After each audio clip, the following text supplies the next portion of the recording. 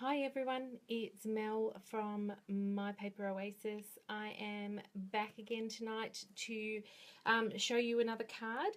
So tonight what I wanted to show you was how to create this card with this really cool background from one of our embossing folders. Now you may or may not know this trick, but I really just wanted to show you this quick little tip of how to do this. This is a card that I created for our Casing the Caddy challenge this week. So that blog has gone live tonight. There's a new Facebook group for Casing the Caddy Sunday challenge, so you can jump on over there and join that Facebook group if you're interested in playing along with the challenges. We have one every week.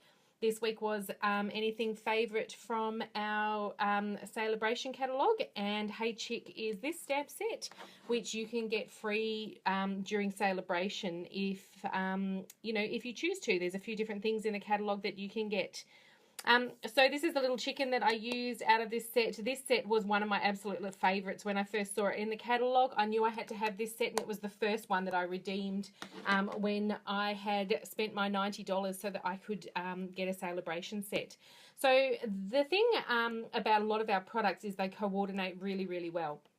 And I didn't create this tip. I have seen it around, but I absolutely loved how good that this hexagon embossing folder looks for a wire coupe and background for this lovely little chicken.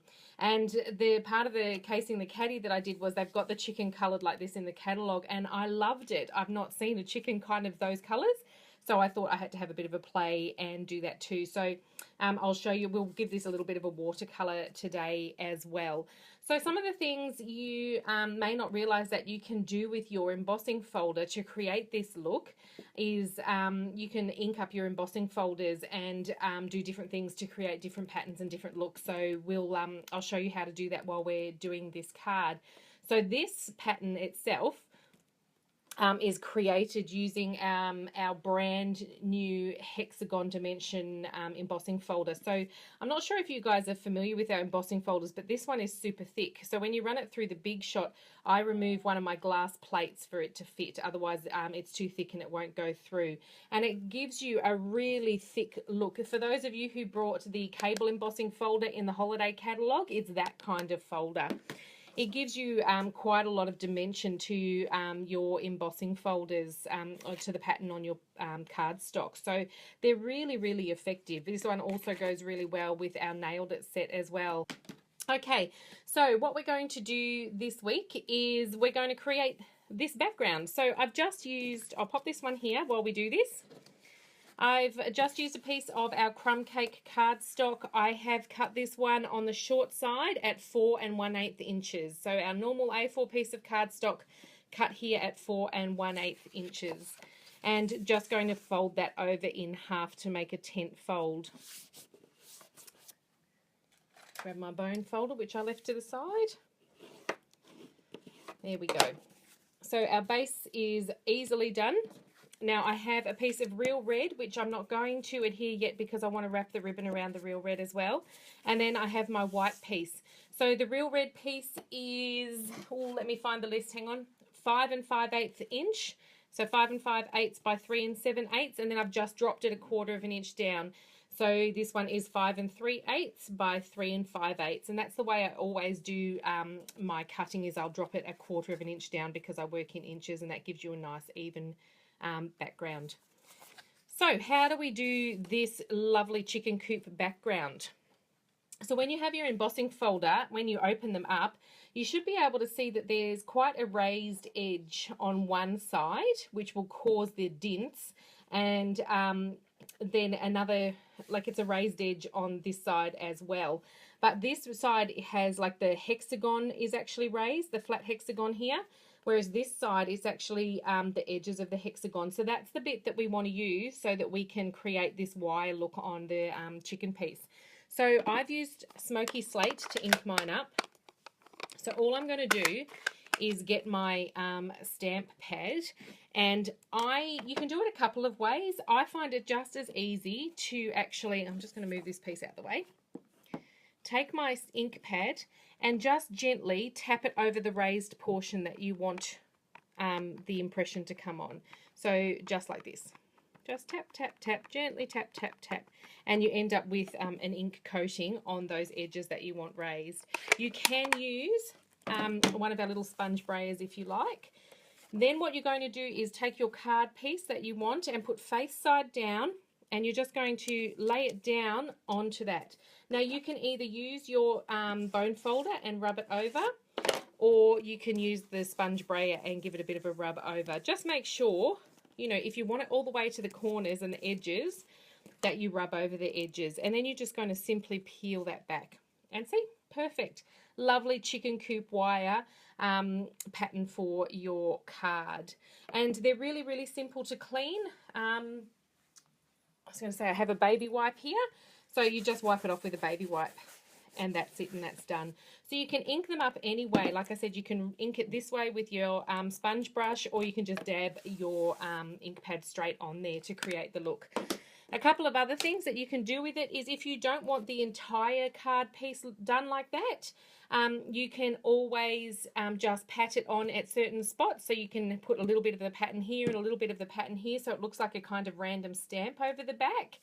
And the other thing you can do is, if you wanted to, instead of just leaving it like that, you can then run it through the Big Shot, sorry, mental blank. And then you'll see that the ink actually is in the impression in the folder, so you can do that as well. And the same effect you can do with your other embossing folders as well. So this one is the Falling Trees one, and you can see I've actually inked the trees with crumb cake and then run it through the Big Shot, and so you just get the stamped trees. Really simple way to get just colour on the tree image before you decorate your card. And that's the indented portion that you can see there. So it's just some little tips and tricks that you can use with your embossing folders to get a little bit more use out of them. We've got butterflies and all kinds of things, so you can do some really interesting backgrounds with your embossing folders. Okay, so onto the card. I am just going to, this is a really simple card, I am just going to adhere this down with my trusty fast fuse that will not run out tonight. Straight down onto my red cardstock, and line it up roughly even, and down it goes. Now the way I adhere my ribbon is I don't tie all the way around my cards, because you can waste ribbon, so I never kind of tie around this way and then tie a bow at the front. I'll do that with threads. So with your linen thread or those kinds of things, but when I'm working with a piece of ribbon, I simply cut a strip off and wrap it. Even if I want to tie a bow, I'll tie the bow separately. So you just place some adhesive on the back of your card and then line up where you want your ribbon to be.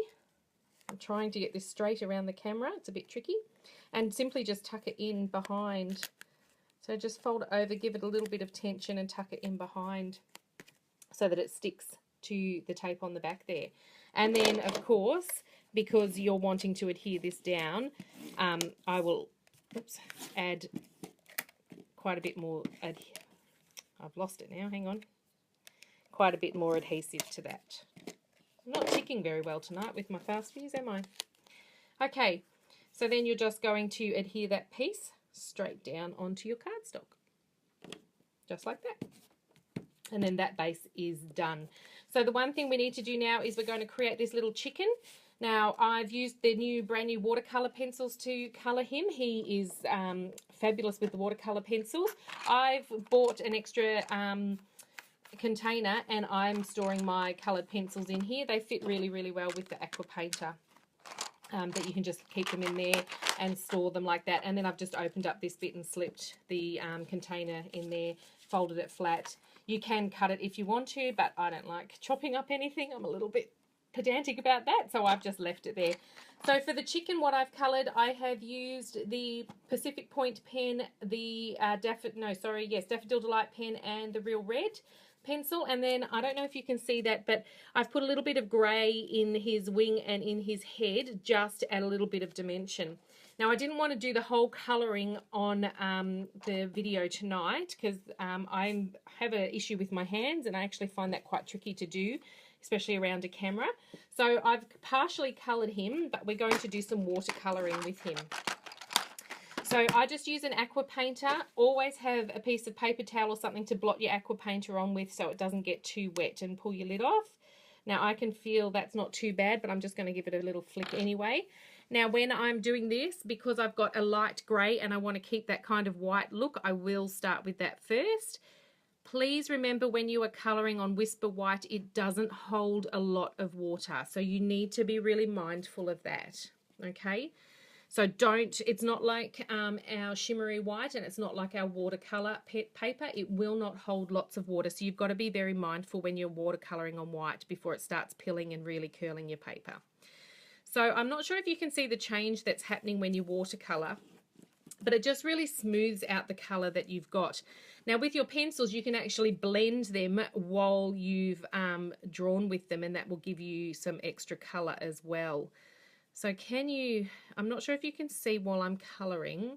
I know you can see the water, but it actually smooths out the colour, and you can blend it if you want to. Now our watercolour pencils, you can actually just use as regular pencils if you wanted to. You don't have to watercolour with them. Now I'm just wiping off so that when I go into the yellow, I'm not dragging all the blues and reds with and through the yellow. And up into the tail. So now his tail's going to end up a bit green because I've dragged the yellow through there.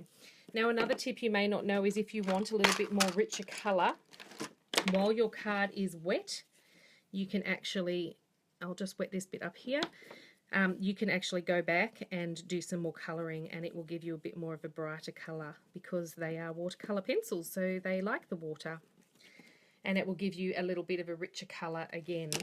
And I've got a watercolouring class coming up, so you'll be able to see and practice how to do some of this yourself when I show you in class. So there we go. That's our little chicken. He's all coloured. And I'm not going to watercolour on his little top or his little feet. I'm kind of quite happy with that. So you can kind of see how it blends a little bit more once you've got the watercolouring in, but it's really easy to see when you're doing it in front of you. Okay, remember as well, like, this piece isn't too bad. I've been quite clever, quite clever. I am clever, sure. I've been quite considerate with the amount of water, so my piece hasn't bowed too badly. But please remember when you're watercolouring that you do want to apply quite a bit of adhesive. So if your paper's bowed, it will stick flat. Now he is cut on the stitch shape framelets. So you can see that stitching around the edge that's caused from the framelit, not because I patiently sat there and poked holes in it. And the great news is, if you missed out on those first round, they are back tomorrow. You can purchase them again tomorrow, and you get circles and you get ovals and you get squares. So fantastic. If you missed out on them first time, you'll be able to order them tomorrow, and I am putting an order through tomorrow. So if anybody wants anything, please message me or email me so I can add you to that order, and you can save a little bit on postage. Okay, so now my little chicken's done. I'm just going to pop him up on dimensionals just to give him a little bit of lift. And now when I do this, I will put dimensionals at the top and the bottom because I don't necessarily want the dimensionals sitting on top of the ribbon as well. So kind of, you know, keep that in mind as well.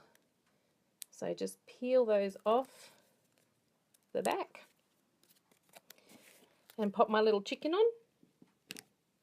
So he's down. And then tonight I am just going to use my basic black. That's what I need to let you know as well. Please remember, if you are watercolouring, that you need to use StazOn or basic black. If you use something like a Memento, the chances of your ink running while you're watercolouring is quite high. I've just got a little scrap here of my crumb cake, and this time I'm going to use the different sentiment. I'm going to have a happy day. I'm just going to stamp that down and straight back up. These stamps are tiny, so they fit on all your lovely little scraps. So I'm just going to trim that with my scissors. Do you like this, ladies and gents? If you're watching, I made these cool little tags for those that attended my product play launch. This is one of our new stamp sets. Our something teas. I can't remember it off the top of my head. They are really cool. I really liked how they turned out, and I might show you how to make those another time. So there we go. One little sentiment, and I'm just going to pop that on there, and that's the card finished. So some really cool tips about how to use your embossing folders, ladies. Make sure you get extra use out of them. There's a lot more that you can do with them than just putting them through the Big Shot, and getting a little bit more use out of a lot of your product helps you be a bit more creative, and make sure you know that you do lots with them. Thanks so much for watching and tuning in tonight again, ladies. I really hope you enjoyed that and you learned some tips and tricks that maybe you hadn't thought of before. If you want to know more about watercolouring, you can jump on my Facebook page, find my event class about Let's Colour, and you can come along and learn some more tips there. Have a good night, everyone, and I'll see you next week. Bye.